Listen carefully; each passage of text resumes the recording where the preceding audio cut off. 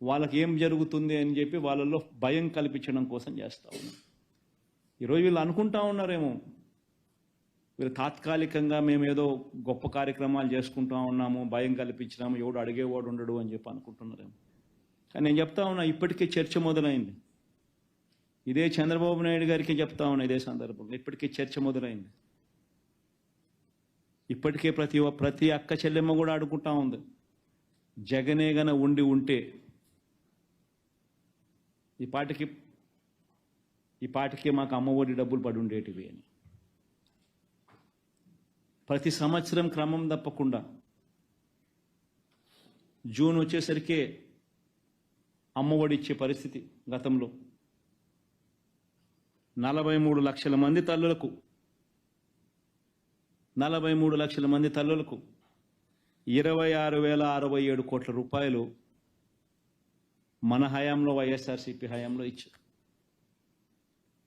క్రమం తప్పకుండా ప్రతి సంవత్సరం జూన్లో జరుగుతూ పడింది అది.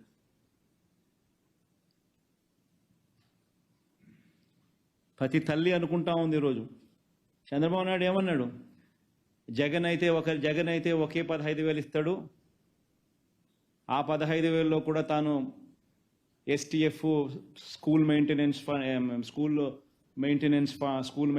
కోసము, వాళ్ళ పిల్లలు వెళ్ళే బాత్రూమ్ మెయింటెనెన్స్ కోసము 1,000 రూపాయలు దీనికి 1,000 రూపాయలు దానికి కట్ చేస్తున్నాడు. నేనైతే ఎంతమంది పిల్లలు ఉంటే అంతమందికి ఇస్తాము, నీకు 15,000, నీకు 15,000, నీకు 15,000, నీకు 15,000 అని చెప్పి పిల్లల్ని చూపించి, నీకు 15, నీకు 15, నీకు 15, నీకు 15 సంతోషమా అని అడగడము. వాళ్ళ అమ్మని చూపించి నీకు 18,000, వాళ్ళ ఇంట్లో ఎవరన్నా ఇంకా ఆడవాళ్ళు పక్కన ఉంటే నీకు 18,000. మీ ఎలక్షన్ క్యాంపెయిన్ అంతా మీరు ఇట్టే చేశారు. ఈరోజు ఆ తల్లులందరూ అడుగుతూ ఉన్నారు. 2 నెలలు అయిపోయింది మీ ప్రభుత్వం వచ్చి, మా పిల్లలు బడిలకు పోవడం మొదలుపెట్టారు. జగన్ ఉండింటే కనీసం మాకు 15,000 అన్నా వచ్చేది. జగన్ లేకపోయేసరికి ఉన్న 15,000 పోయింది, ఇస్తా ఉన్న 15,000 పోయింది. అమ్మఒడి అని పేరు మార్చి దానికి తల్లికి వందనం అని చెప్పి పేరు పెట్టారు. తల్లికి వందనం అని పేరు పెట్టినారు, ఆ తల్లికి శతకోపం పెడతా ఉన్నారు అని ప్రతి తల్లి ఈరోజు అడుగుతూ ఉంది. ఎంతమంది పిల్లలు ఉంటే అంతమందికి అని చెప్పి ఏకంగా ఎన్నికల మేనిఫెస్టోలో పెట్టి,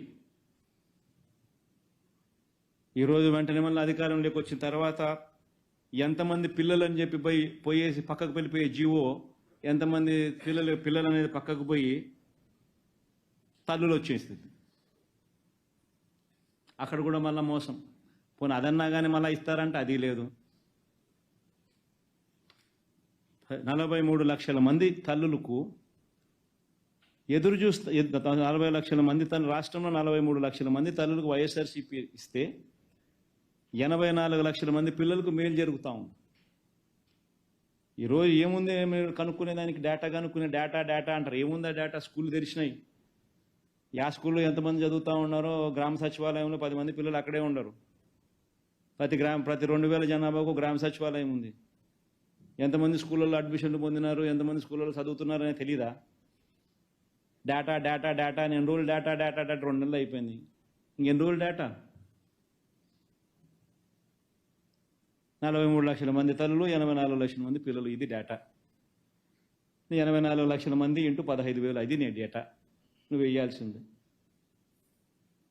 తల్లులు ఎదురు చూస్తూ ఉన్నారు, ఇంతవరకు ఇవ్వాల. జగనే ఉంటే ఈ పాటికి వచ్చి ఉండేదని ప్రతి తల్లి మాట్లాడుతూ ఉంది ఈరోజు. ఇప్పటికే ప్రజలంతా కూడా, ఇప్పటికే రైతన్నలందరూ కూడా ఇవాళ ఇప్పటికే మాట్లాడుకుంటా ఉన్నారు, జగనే ఉంటే అని. జగనే ఉంటే ఖరీఫ్ మొదలయ్యే నాటికి జూన్ మాసంలో క్రమం తప్పకుండా రైతు భరోసా డబ్బు జగనే ఉంటే బటన్ నొక్కుండేవాడు, జగనే ఉంటే వచ్చి ఉండేది పాటికని. ఈయనేమన్నాడు, జగన్ ఉంటే మీకు 13,500, నేను 20,000 ఇస్తా అన్నాడు.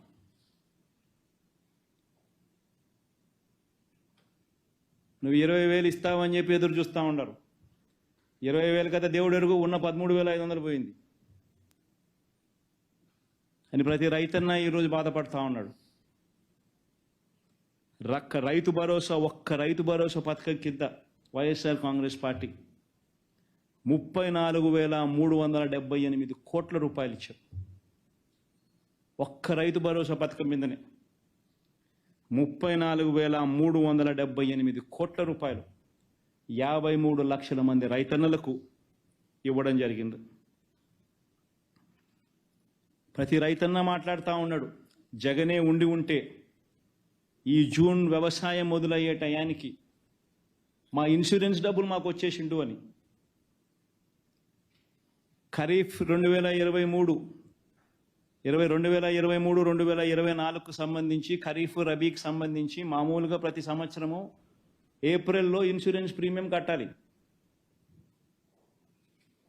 ఏప్రిల్లో ఇన్సూరెన్స్ ప్రీమియం కడితే జూన్లో వాళ్ళు ఇన్సూరెన్స్ ప్రీమియం రిలీజ్ చేస్తారు. మనం ఇన్సూరెన్స్ ప్రీమియం కడితే వాళ్ళు ఇన్సూరెన్స్ అమౌంట్ రిలీజ్ చేస్తారు. సో స్టేట్ గవర్నమెంట్ నుంచి కట్టాల్సింది ఏప్రిల్లో కట్టాలి. ఎలక్షన్ కోడ్ ఉంది అని చెప్పి కట్టకుండా దాటేస్తా వచ్చినారు. ఎలక్షన్ కోడ్ అయిపోయింది, గవర్నమెంట్ ఫామ్ అయ్యి 2 నెలలు అవుతా ఉంది. ఆ ఇన్సూరెన్స్ ప్రీమియం రైతుల తరపున ఏప్రిల్లో కట్టాల్సింది కనీసం జూన్లో ఇప్పుడన్నా కానీ కట్టేస్తే వాళ్ళు మీ ఇన్సూరెన్స్ ప్రీమియం మీరు కట్టేస్తే వాళ్ళు ఇచ్చేవాళ్ళు ఇన్సూరెన్స్ కంపెనీ మిగతా డబ్బు ఇస్తుంది.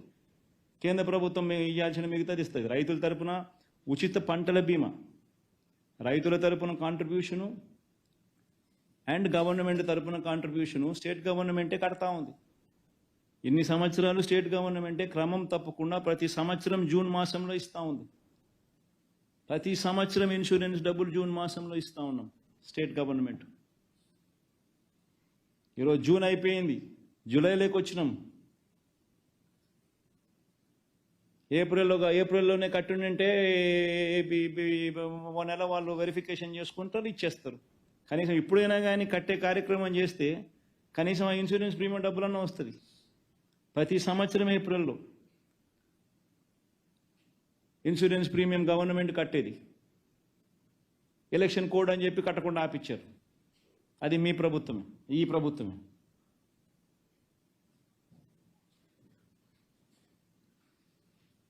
సరే, ఇప్పుడు జగన్ కడతాడు అని అంటే, ఎలక్షన్ల ముందు జగన్ కట్టినాడు అని అంటే జగన్కి మంచి పేరు వస్తుందని చెప్పి ఆపిచ్చినారు. సరే, ఆపిచ్చిన తర్వాత మీరన్నా కట్టాలి కదా. మీ ప్రభుత్వం వచ్చింది, మీరు కట్టరు. రైతులకి ఈరోజు ఇన్సూరెన్స్ ప్రీమియం నువ్వు కడితే ఇన్సూరెన్స్ డబ్బులు వస్తాయి ఖరీఫ్కు రబీకి. ఎందుకు కట్టడం లేదు?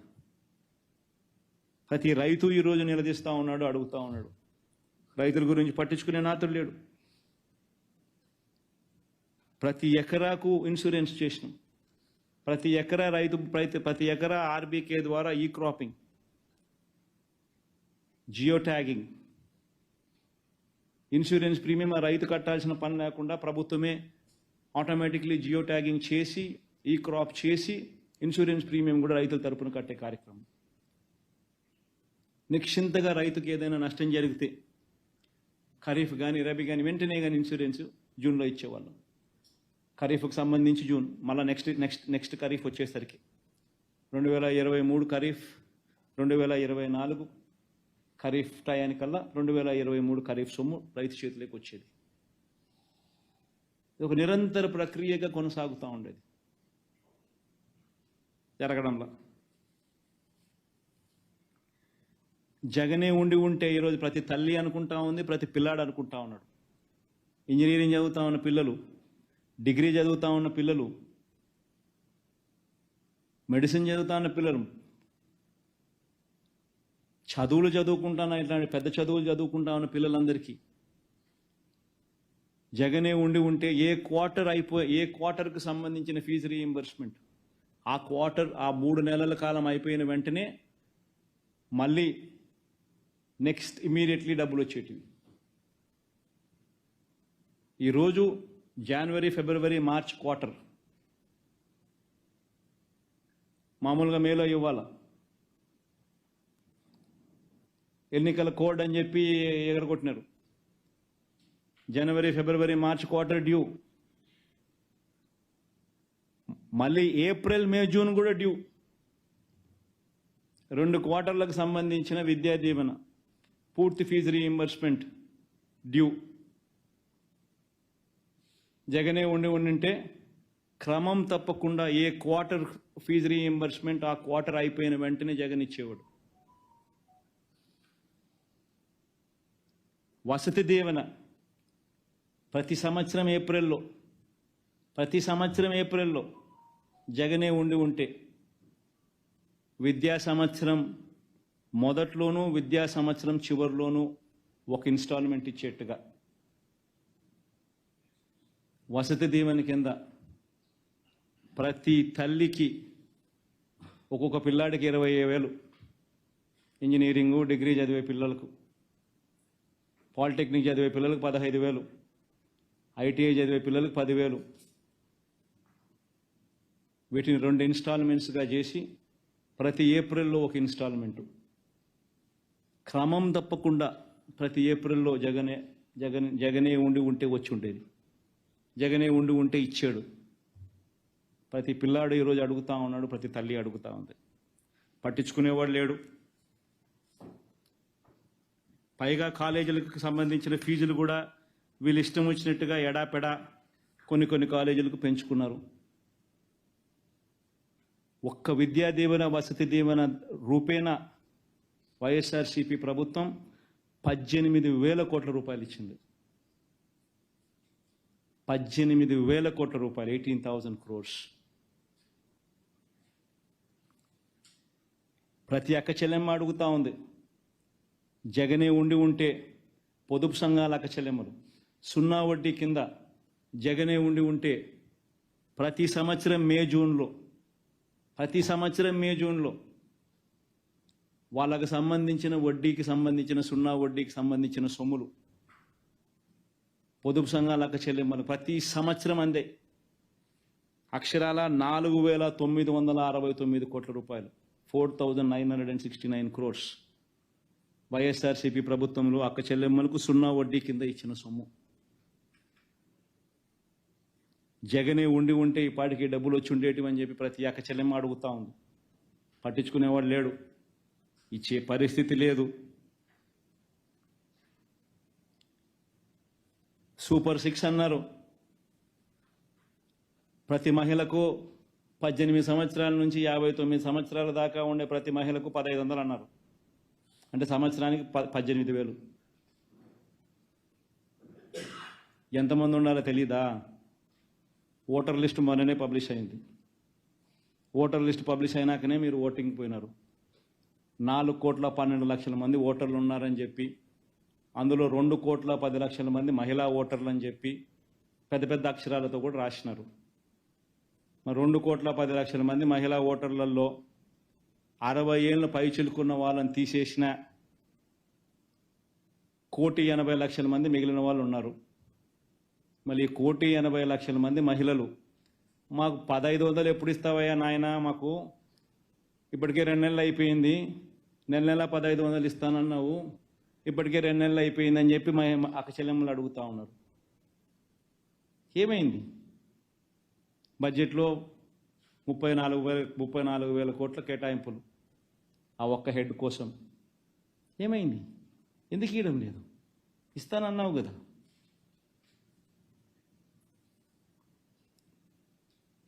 ప్రతి నిరుద్యోగికి 3,000 అన్నావు. ప్రతి నిరుద్యోగికి 3,000 అన్నావు. 1,60,00,000 ఇళ్ళు ఉన్నాయి రాష్ట్రంలో. ఆ ఇళ్లలో నుంచి ప్రతి నిరుద్యోగి అడుగుతాన్నాడు, నా 3,000 ఎప్పుడు ఇస్తున్నామని. బడ్జెట్ లేదు, కేటాయింపులు లేదు, ఇచ్చేది లేదు. చివరికి మత్స్యకార భరోసా, అది ఎప్పుడు అసలు మత్స్యకార భరోసా అనే పథకం ఏంది? వేట నిషేధ సమయంలో ఆ మత్స్యకారులు ఇబ్బంది పడకుండా, ఆ కుటుంబాలు ఇబ్బంది పడకుండా వాళ్ళకి ఇచ్చే సొమ్ము. జగనే ఉంటే 10,000 రూపాయలు ఆ ఏప్రిల్ 15 నుంచి జూన్ 15 లోపు ప్రతి సంవత్సరం క్రమం తప్పకుండా జగన్ ఇచ్చాడు. నువ్వు 20,000 ఇస్తానన్నావు. జగన్ 10 కాదు, నేను 20 ఇస్తానన్నావు. జూన్ 15 దాటిపోయి నెల అయిపోయింది, నెలన్నర అయిపోయింది, దగ్గర నెల దాటిపోయింది.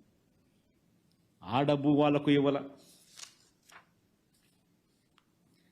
ఇవన్నీ అంశాలను ప్రశ్నించడానికి ప్రజలు సన్నద్ధం అవుతారని భయపడి, రోడ్డెక్కుతారని భయపడి, ఈరోజు వైట్ పేపర్ల పేరుతో రోజుకొక వైట్ పేపర్ అంటావు, రోజుకొక అబద్ధం ప్రచారం చేస్తూ ఉన్నావు, రోజుకొక టాపిక్ డైవర్షన్. ఏ రకంగా కరెక్ట్? ఇది న్యాయమా మనం చేస్తూ ఉండేది? ప్రతి ఒక్కరం కూడా ఆలోచన చేయాలి.